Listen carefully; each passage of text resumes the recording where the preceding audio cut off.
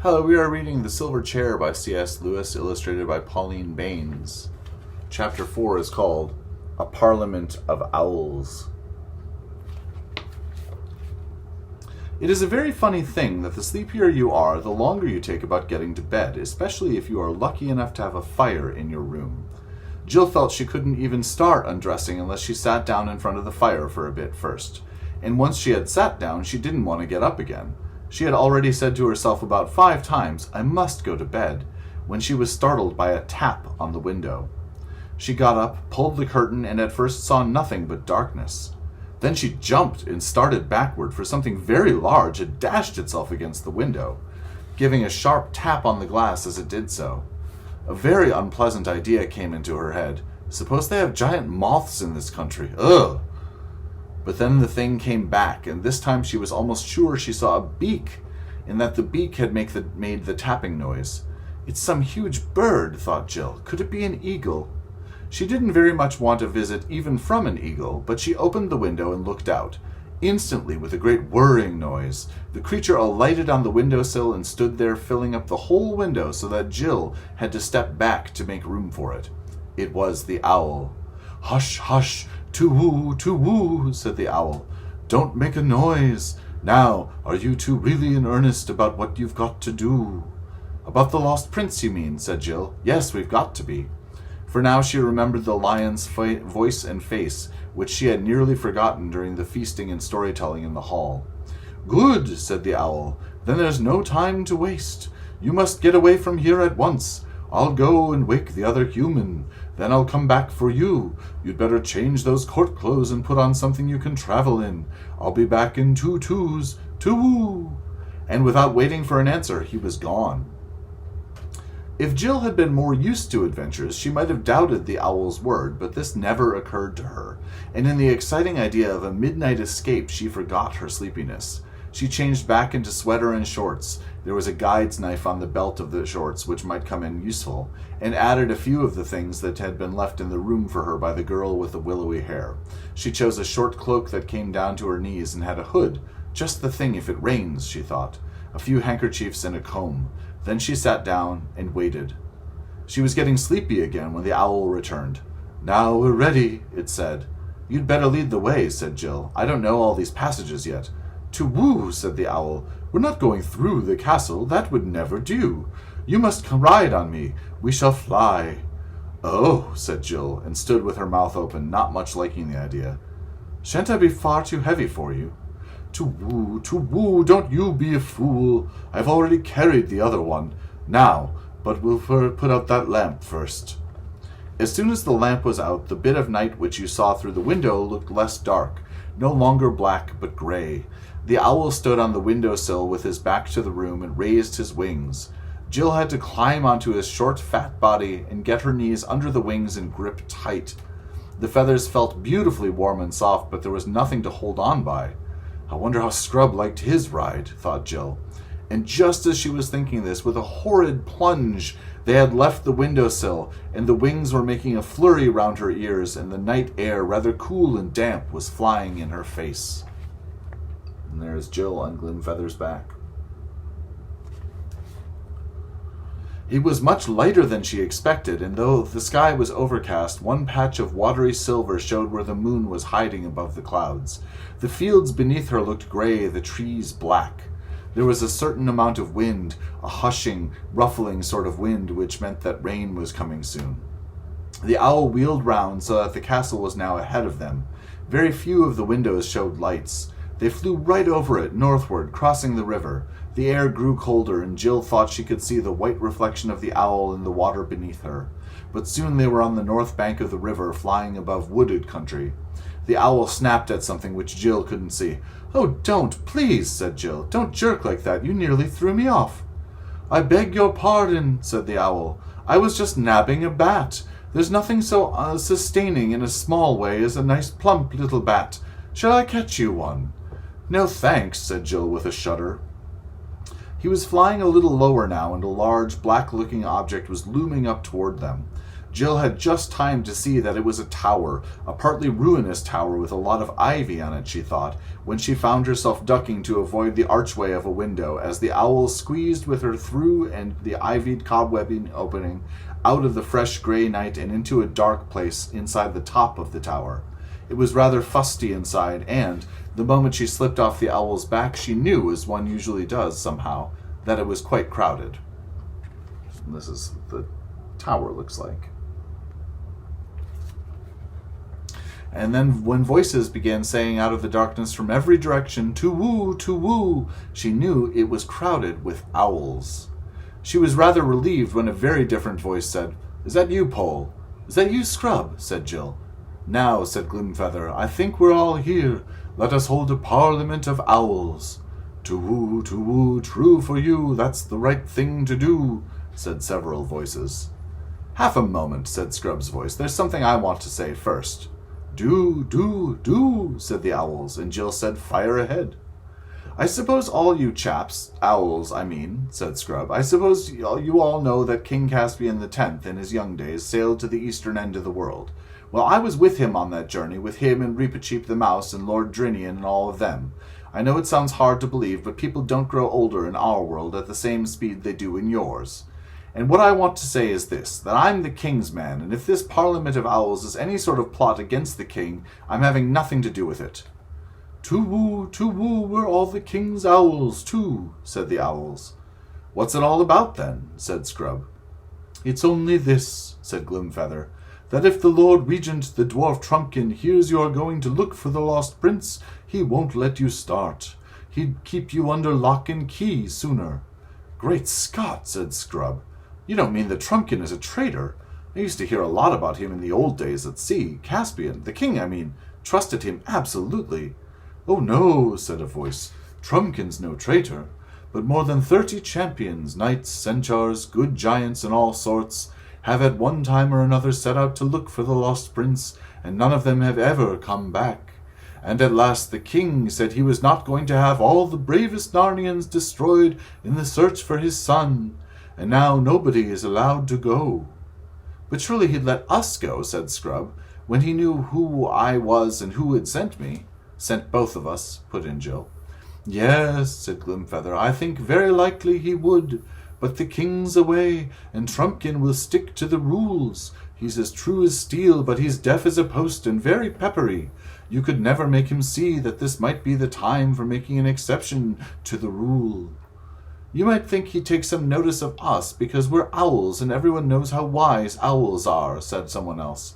"But he's so old now, he'd only say, 'You're a mere chick. I remember when you were an egg. Don't come trying to teach me, sir. Crabs and crumpets.'" This owl imitated Trumpkin's voice rather well, and there were sounds of owlish laughter all round. The children began to see that the Narnians all felt about Trumpkin as people feel at school about some crusty teacher whom everyone is a little afraid of and everyone makes fun of and nobody really dislikes. "How long is the king going to be away?" asked Scrub. "If only we knew," said Gloomfeather.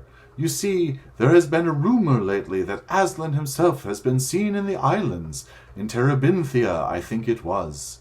And the king said he would make one more attempt before he died to see Aslan face to face again and ask his advice about who is to be king after him. But we're all afraid that if he doesn't meet Aslan in Terabithia, he'll go on east to Seven Isles and Lone Islands and on and on. He never talks about it, but we all know he has never forgotten that voyage to the world's end. I'm sure in his heart of hearts he wants to go there again." "Then there's no good waiting for him to come back," said Jill. "No, no good," said the owl. "Oh, what a to-do! If only you two had known and spoken to him at once. He'd have arranged everything, probably given you an army to go with you in search of the prince." Jill kept quiet at this and hoped Scrub would be sporting enough not to tell all the owls why this hadn't happened. He was, or very nearly. That is, he only muttered under his breath, "Well, it wasn't my fault," before saying out loud, "Very well, we'll have to manage without it. But there's one thing more I want to know. If this owl's parliament, as you call it, is all fair and above board and means no mischief, why does it have to be so jolly secret, meeting in a ruin in the dead of night and all that?" To woo, how hooted several owls. Where should we meet? When would anyone meet except at night? You see, explained Glimfeather, most of the creatures in Narnia have such unnatural habits. They do things by day in broad blazing sunlight, when everyone ought to be asleep. And as a result, at night they're so blind and stupid you can't get a word out of them. So we owls have got into the habit of meeting at sensible hours on our own when we want to talk about things. I see, said Scrub. Well now, let's get on. Tell us about the lost prince. Then an old owl, not Glimfeather, related the story. About 10 years ago it appeared, when Rilian, the son of Caspian, was a very young knight, he rode with the queen his mother on a May morning in the north parts of Narnia. They had many squires and ladies with them, and all wore garlands of fresh leaves on their heads and horns at their side, but they had no hounds with them, for they were maying, not hunting. In the warm part of the day they came to a pleasant glade where a fountain flowed freshly out of the earth, and there they dismounted and ate and drank and were merry. After a time the queen felt sleepy, and they spread cloaks for her on the grassy bank, and Prince Rilian with the rest of the party went a little way from her, that their tales and laughter might not wake her. And so, presently, a great serpent came out of the thick wood and stung the queen in her hand. All heard her cry out and rushed toward her, and Rilian was first at her side. He saw the worm gliding away from her, and made after it with his sword drawn. It was great, shining, and as green as poison, so that he could see it well, but it glided away into the thick bushes, and he could not come at it. So he returned to his mother and found them all busy about her. Here's a small set of illustrations of the story. But they were busy in vain, for at the first glance of her face Rilian knew that no physic in the world would do her good. As long as the life was in her, she seemed to be trying hard to tell him something, but she could not speak clearly, and, whatever her message was, she died without delivering it. It was then hardly 10 minutes since they had first heard her cry.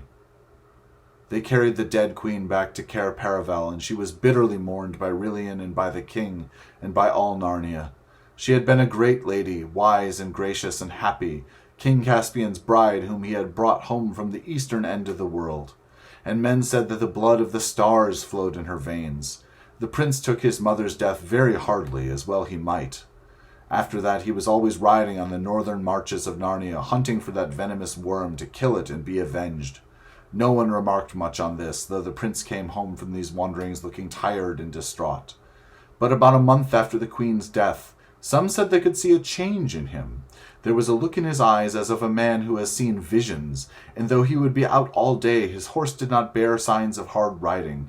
His chief friend among the older courtiers was the Lord Drinian, who had been his father's captain on that great voyage to the east parts of the world.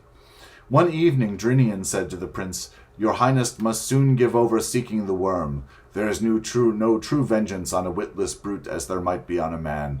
You weary yourself in vain." The prince answered him, "My lord, I have almost forgotten the worm these 7 days." Drinian asked him why, if that were so, he rode so continually in the northern woods. "My lord," said the prince, "I have seen there the most beautiful thing that was ever made." "Fair prince," said Drinian, "of your courtesy let me ride with you tomorrow, that I also may see this fair thing."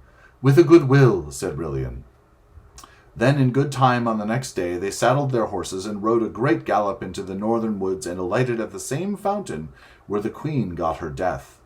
Drinian thought it strange that the prince should choose that place of all places to linger in, and there they rested till it came to high noon, and at noon Drinian looked up and saw the most beautiful lady he had ever seen, and she stood at the north side of the fountain and said no word but beckoned to the prince with her hand, as if she bade him come to her.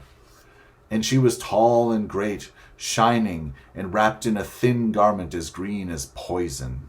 And the prince stared at her like a man gone out of his wits.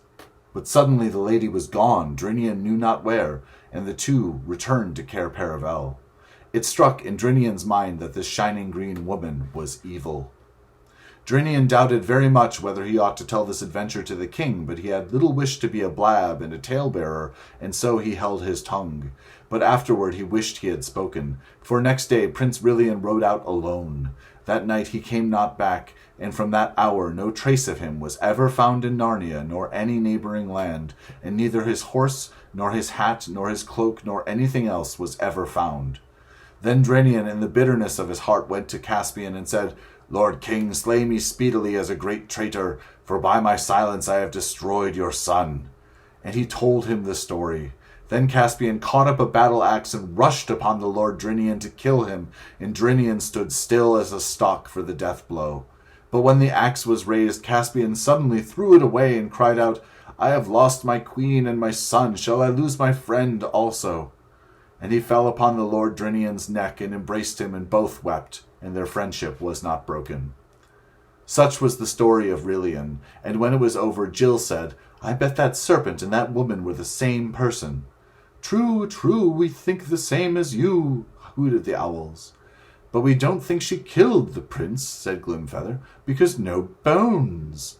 We know she didn't, said Scrub. Aslan told Poll he was alive somewhere. That almost makes it worse, said the oldest owl. It means she has some use for him in some deep scheme against Narnia. Long, long ago, at the very beginning, a white witch came out of the north and bound our land in snow and ice for 100 years, and I think this may be some of the same crew. Very well, then, said Scrub. Poll and I have got to find this prince. Can you help us? Have you any clue, you two? Asked Glimfeather. Yes, said Scrub. We know we've got to go north, and we know we've got to reach the ruins of a giant city. At this there was a greater to-wooing than ever, and noises of birds shifting their feet and ruffling their feathers, and then all the owls started speaking at once. They all explained how very sorry they were that they themselves could not go with the children on their search for the lost prince. You'd want to travel by day, and we'd want to travel by night, they said. It wouldn't do. One or two of the owls even added that even here in the ruined tower it wasn't nearly so dark as it had been when they began, and that the Parliament had been going on quite long enough. In fact, the mere mention of a journey to the ruined city of giants seemed to have dampened the spirits of these birds. But Glimfeather said, If they want to go that way, into Edensmoor, we must take them to one of the Marshwiggles. They are the only people who can help them much. True, do, said the owls. Come on, then, said Glimfeather. I'll take one, who'll take the other? It must be done tonight. I will, as far as the Marshwiggles, said another owl. Are you ready? Said Glimfeather to Jill. I think Poll's asleep, said Scrub. And Chapter 5 will be called Puddleglum.